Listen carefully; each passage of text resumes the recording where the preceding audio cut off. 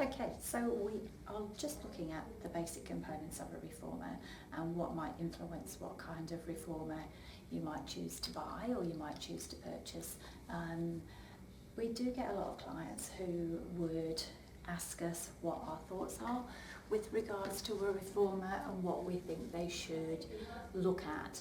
And it really, really depends. You can obviously see the ones that you have on like the home shopping channels. I'm just going to sit myself down here on the edge. You've got the ones that you see on the home shopping channels that you see on the telly.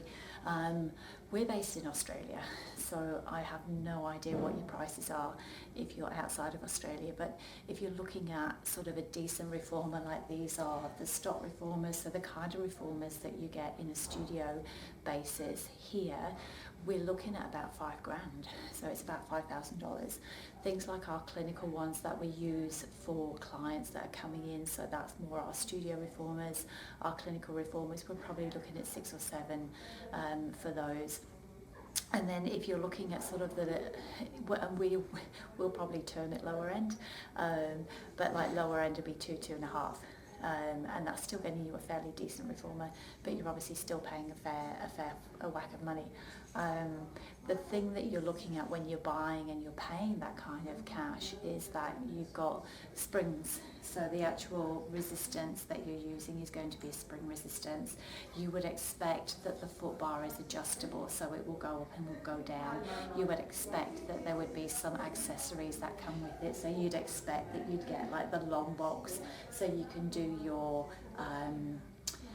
variations on the box, and you can add on those exercises. I would expect that you would get a jump board with that, and I would expect that you'd have the option to have the straps and everything fairly adjustable, so that you could do legs and you can do arms.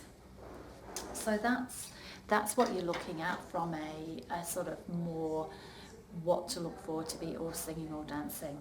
You want a footrest that will change position. So you want a footrest that will go up and it will go down, so you have the ability to move the footrest.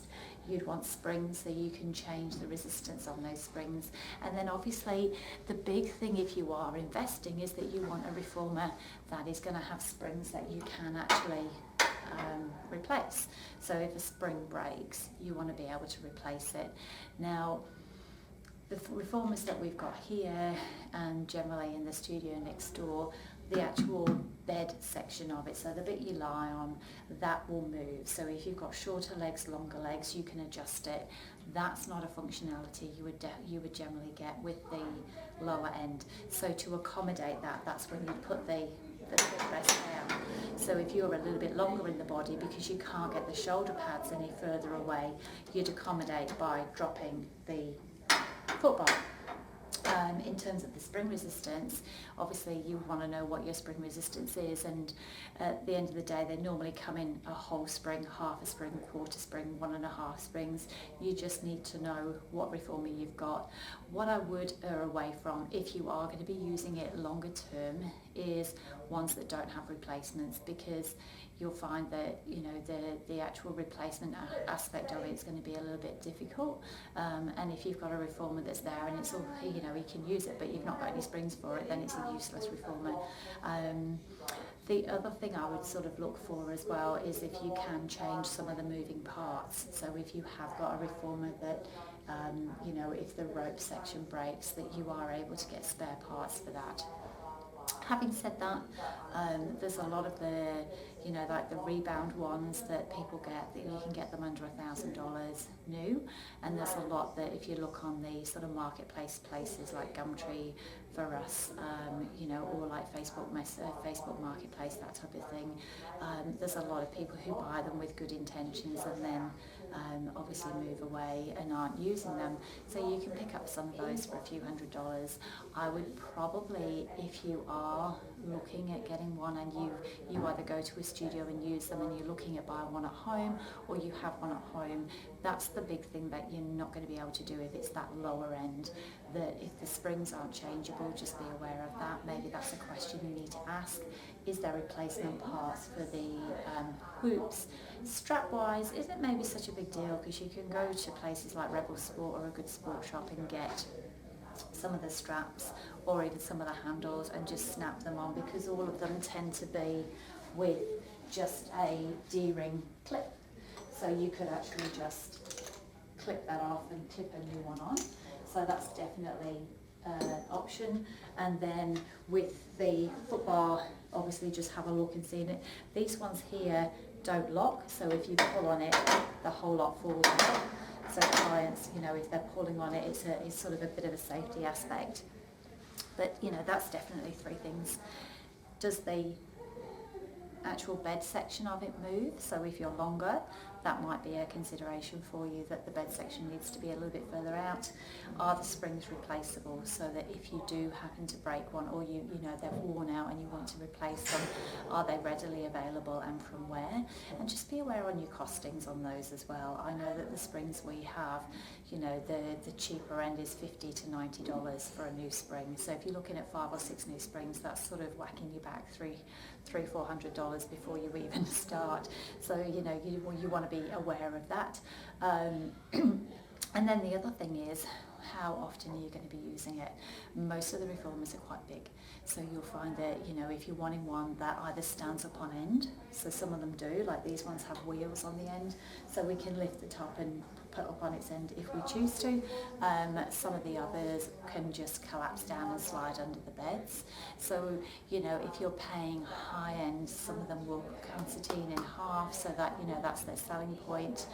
The bottom line is you need a fair bit of space. So if you've got a reformer and you've got a dedicated area, and you know you've got a dedicated area, you can definitely have a look at something that's, you know, standalone if it's area free.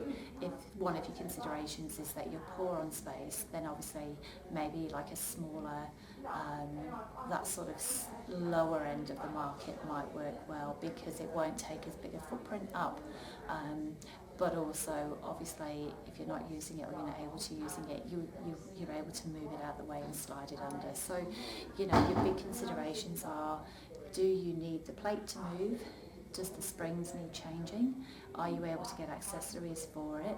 Is it in a dedicated area, in which case it doesn't matter if it doesn't move?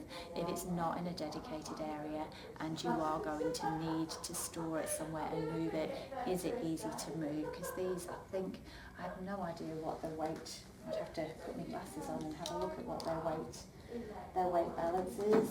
But yeah, you're talking of, you know, 50-60 kilos, ridiculously heavy if you're looking at moving them. Just to note, some of the sort of lower end reformers are stretchy resistant, so they have sort of a cable that is a stretchy resistant, so like a TheraBand resistant as opposed to a spring. They do tend to be the ones that don't have an easy to replace function. So maybe keep your eye on that if you are doing something and you are looking at that it is